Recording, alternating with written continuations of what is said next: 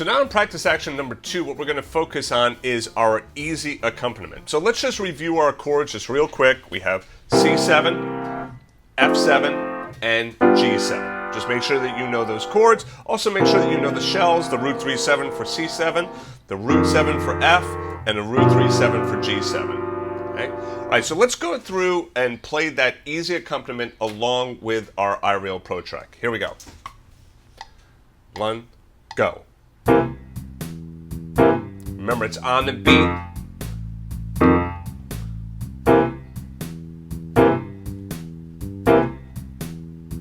Nice and short and light. Don't play it too heavy. All right, not too heavy like that. Nice and light.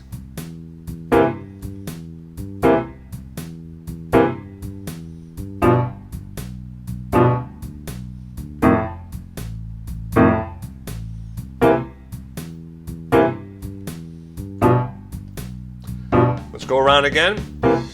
Remember, on this F7, we played that root 3/7, but if that's too low for your ears, which it kind of is for mine, then just move to the root 7. You could do the same thing for the G7 as well. You could play just root 7 if you wanted to. I'll show that to you in a second.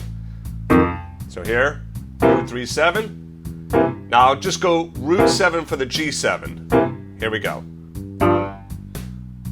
Root 7 for the F7.